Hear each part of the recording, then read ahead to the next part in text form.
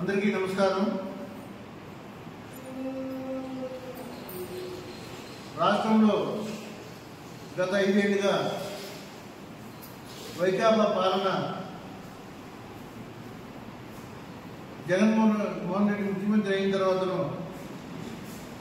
ప్రజలు విసిగిపోయి ఈ ప్రభుత్వం ఎందుకురా, ఎప్పుడు దిగిపోతుంది, ఎప్పుడు పోతుందని ప్రజలందరూ కూడా ఎదురు చూస్తున్న తరుణంలో మరి గాడి తప్పిన ఈ పాలనని మరలా గాడిలోకి తెచ్చి అభివృద్ధి పదంలో నడిపే శక్తి ఒక్క తెలుగుదేశం పార్టీ రాష్ట్ర మాజీ ముఖ్యమంత్రి నారా చంద్రబాబు నాయుడు సాధ్యమనేసి ప్రజలందరూ కూడా అనుకుంటున్నారు. మరి ఈ సందర్భంగా తెలుగుదేశం పార్టీ ఆంధ్రప్రదేశ్ ప్రజలకి విజన్ 2024 విజన్ 2024ని మరి ప్రవేశపెట్టింది. దీని వలన ఈ రాష్ట్రం సర్వముఖాభివృద్ధి కావడానికి, ప్రజలందరూ కూడా సుఖశాంతులతో ఉండడానికి, రాష్ట్ర అభివృద్ధి చెందడానికి మరి ఉపయోగపడుతుందనేసి విద్యులందరూ కూడా తెలియపరుస్తున్నారు. చంద్రబాబు నాయుడు గారి ఆధ్వర్యంలో తెలుగుదేశం పార్టీ సంపద సృష్టించడం తెలుసు. చంద్రబాబు నాయుడు గారికి తెలుగుదేశం పార్టీ సంపద సృష్టించి అభివృద్ధిని చేస్తారు. అంతేగాని వైకాపా పాలనలో జగన్మోహన్ రెడ్డి గారి లాగా ఉన్న ఆస్తుల్ని తనఖా పెట్టో లేకపోతే అప్పుల కోసమేల్లో తెచ్చి రాష్ట్రాన్ని అధోగతి పాలు చేయడం అనేది కాదు. సంపదను సృష్టించి వనరులు సదువినియోగపరుచుకుని ఈ రాష్ట్రాన్ని అభివృద్ధి చేయడానికి తెలుగుదేశం పార్టీ కంకణం కట్టుకుంది. అదే టీడీపీ విజన్ 2024. అలా పెరిగిన ఆదాయాన్ని ప్రజల సంక్షేమం కోసం ఖర్చు చేయడానికి టీడీపీ కట్టుబడి ఉంది.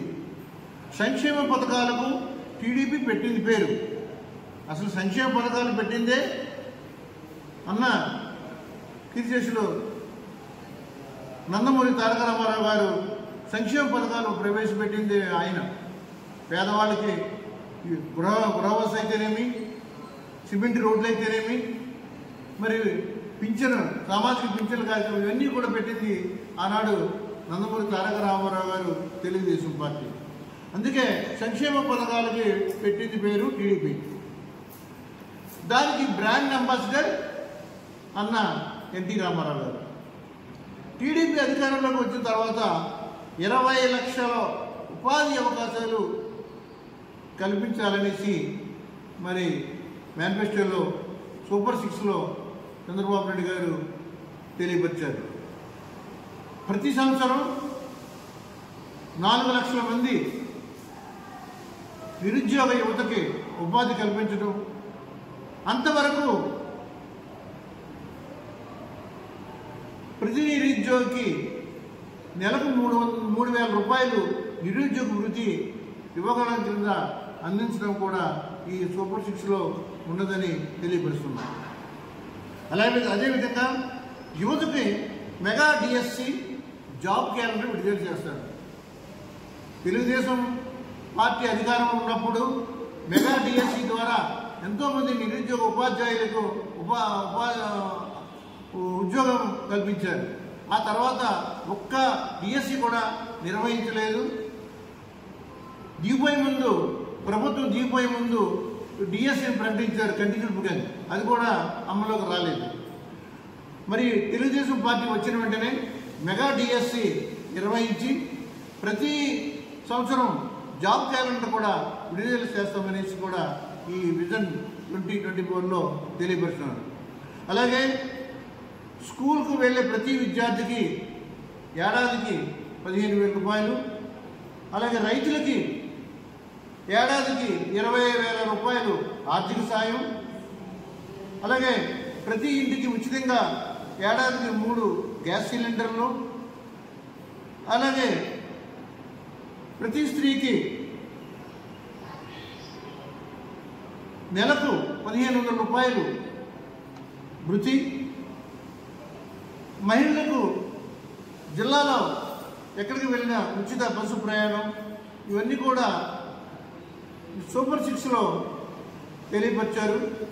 ఇది విజన్, టీడీపీ విజన్ 2024.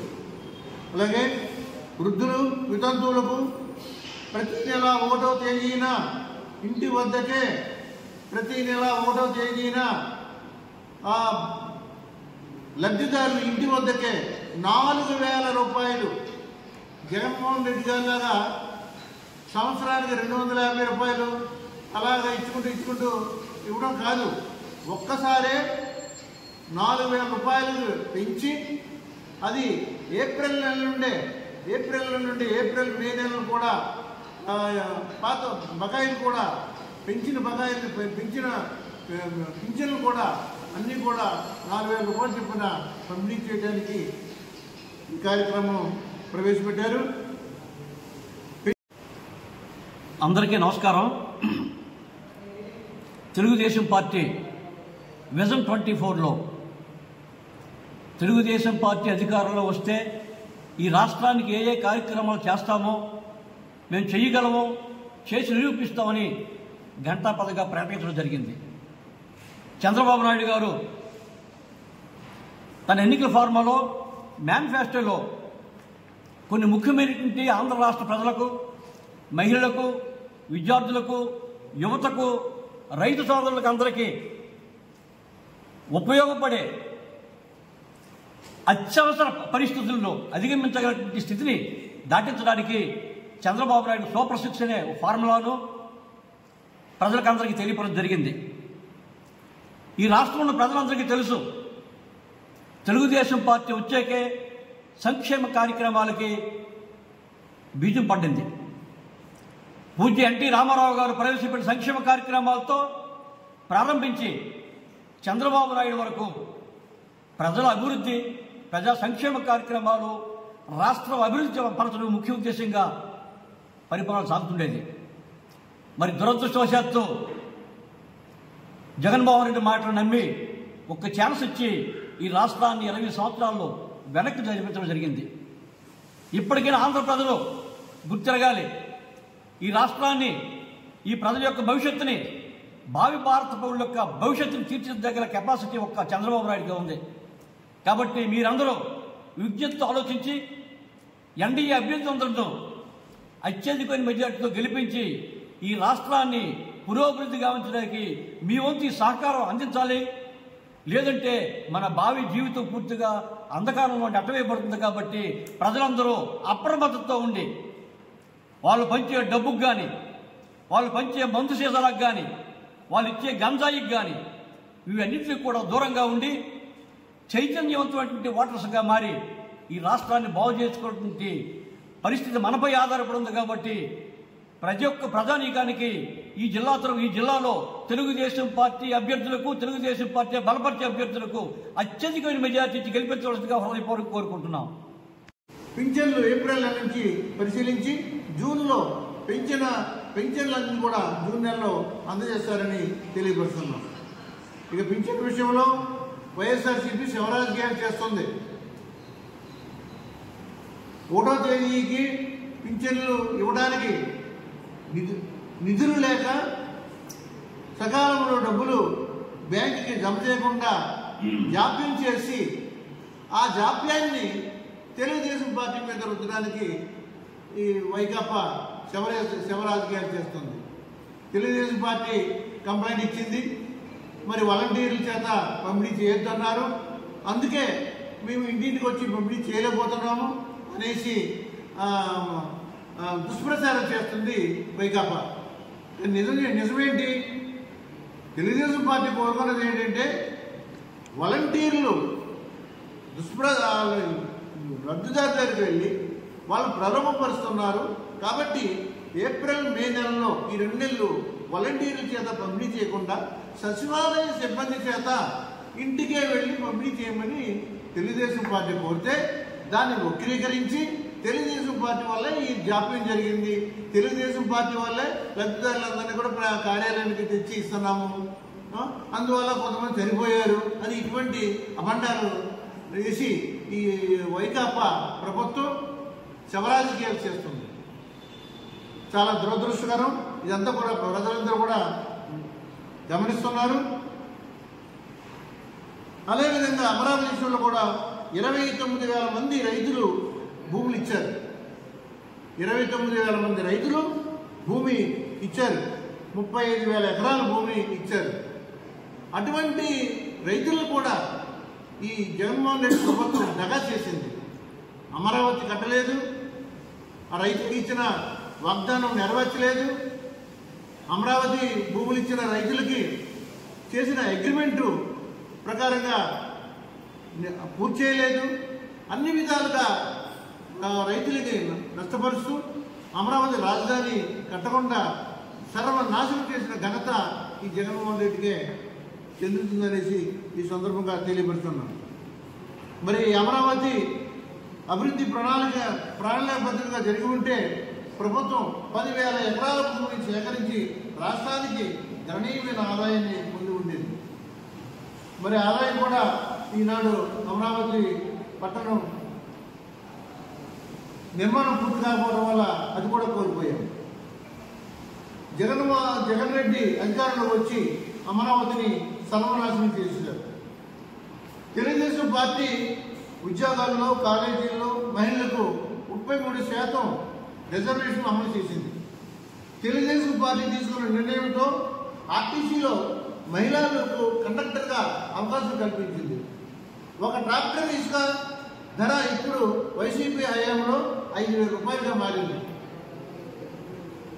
మరి మన ఎన్డీఏ కూటమి ప్రభుత్వం అధికారంలోకి రాగానే ఉచిత ఇసుక విధానాన్ని అమలు చేస్తాము. ఇది ఏపీ ప్రజలకు తెలుగుదేశం పార్టీ ఇస్తున్న విజన్ 2024. గత 5 ఏళ్లుగా వైఎస్ఆర్సీపీ అరాచకాలు ఉద్యమించాయి. ఏప్రిల్ 4వ తేదీన నమాజ్ చేసి తిరిగి వస్తున్న ముస్లిం మహిళలపై వైఎస్ఆర్సీపీ నేత శ్రీనివాసరెడ్డి దాడికి పాల్పడ్డారు. అతను బహిరంగంగా ఆమె బుర్కాను తీసివేసి ఆమె ముఖాన్ని చూసి ఆమెను అవమానపరిచారు. మైనారిటీలపై వైఎస్ఆర్సీపీ వైకాపా చేస్తున్న అరాచకాల పట్ల మిస్బా అబ్దుల్ సలీం కుటుంబం కూడా ప్రాణాలు కోల్పోవడం జరిగింది. మరి గురజాలలో మైనర్ ముస్లిం బాలికపై అత్యాచారం చేసిన నిందితుడిని సరైన చర్యలు లేవు. నిందితుడు ఎమ్మెల్యే నంబూరి శంకర్రావుకు చెందినవాడని అతనిపై ఇప్పటి వరకు ఎలాంటి చర్యలు కూడా తీసుకోలేదనేసి మరి దాన్ని తీవ్రంగా తెలుగుదేశం పార్టీ ఖండిస్తుంది. మరి మైనార్టీలకి 4% రిజర్వేషన్ అమలు చేసిన ఘనత తెలుగుదేశం పార్టీకి ఉంది. అది అమలు చేస్తామని కూడా హామీ ఇస్తుంది. 2014-2019 మధ్యకాలంలో టీడీపీ సుప్రీంకోర్టులో కూడా దీనికోసం పోరాటం చేసింది. ఆ సంగతి అందరికీ కూడా తెలుసు. పేద ప్రజలకు టీడీపీ హయాంలో 12,50,000 టిడ్కో ఇళ్లు కట్టించారు. జగన్ రెడ్డి రాష్ట్రంలో గంజాయి, జే బ్రాండ్ మద్యం, డ్రగ్స్ తీసుకొచ్చారు.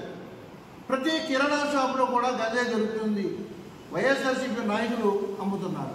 ఇది వైఎస్ఆర్సీపీ వైకాపా ప్రభుత్వం చేసిన అభివృద్ధి ఏంటంటే గంజాయి ప్రభుత్వం, ఈ నాయకులు అమ్ముకోవటం. ఇది వాళ్ళ ప్రక్రియ. గత 5 ఏళ్లలో పెట్రోల్, డీజిల్, విద్యుత్ ఛార్జీలు, నిత్యావసర సరుకులు ధరలు పెరిగిపోయాయి.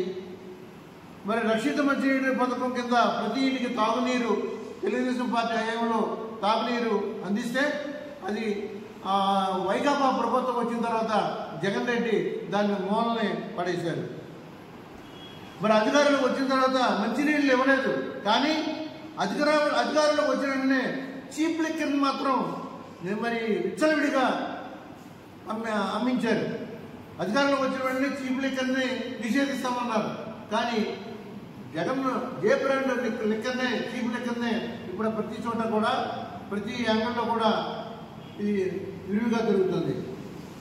మరి అధికారంలోకి వచ్చిన మొదటి 100 రోజుల్లో గంజాయి, జే బ్రాండ్ మద్యాన్ని నిషేధిస్తాం అని జగన్మోహన్ రెడ్డి హామీ ఇచ్చి, ఈ జగన్మోహన్ రెడ్డి చీప్ లిక్కర్ వల్ల, ఈ అమ్ముతున్న చీప్ లిక్కర్ వల్ల ప్రజలు ఆరోగ్యం కోల్పోయి వాళ్ళందరూ మంచాన్ని బట్టి మరి కొంతమంది ప్రాణాలు కూడా కోల్పోవడం జరిగింది. ఇది జగన్మోహన్ రెడ్డి సాధించిన ఘనత. అందుకే ఈ రాష్ట్రంలోని ప్రజలందరూ కూడా విసిగిపోయారు. ఇతను పాలనకి పనికిరాడు, జగన్ రెడ్డి పాలనకి పనికిరాడు, అంచేత ఇతన్ని దించి అనుభవజ్ఞుడు, ఈ రాష్ట్రాన్ని అభివృద్ధి చేయగల నాయకుడు ఒక్క చంద్రబాబు నాయుడు అనేసి మరి ప్రతి నోటా కూడా ఈనాడు ప్రజలందరూ కూడా నొక్కి ఒక్కరించి చెప్తున్నారు. మరి ఆ రోజు కోసం అందరూ ఎదురు చూస్తున్నారు. కాబట్టి అందరూ కూడా ప్రజలందరూ ఈ తెలుసుకుని గత ప్రభుత్వం ఏం చేసింది, చంద్రబాబు నాయుడు గారు వస్తే మరి విజన్ 2024 ఏ విధంగా అభివృద్ధి చెందుతుందని అందరూ తెలుసుకొని మరి ఎన్డీఏ కూటమిలో ఉన్న ప్రతి అభ్యర్థిని కూడా, ఎన్డీఏ కూటమి అభ్యర్థులందరినీ కూడా మరి అత్యధిక మెజార్టీతో మరి సైకిల్ గుర్తు మీద, కూటమి గుర్తుల మీద ఓటు వేసి అత్యధిక మెజార్టీతో గెలిపిస్తారనేసి, తద్వారా ఈ రాష్ట్ర అభివృద్ధికి తోడ్పడతారనేసి అందరికీ కోరుకుంటూ సెలవు తీసుకుంటారు.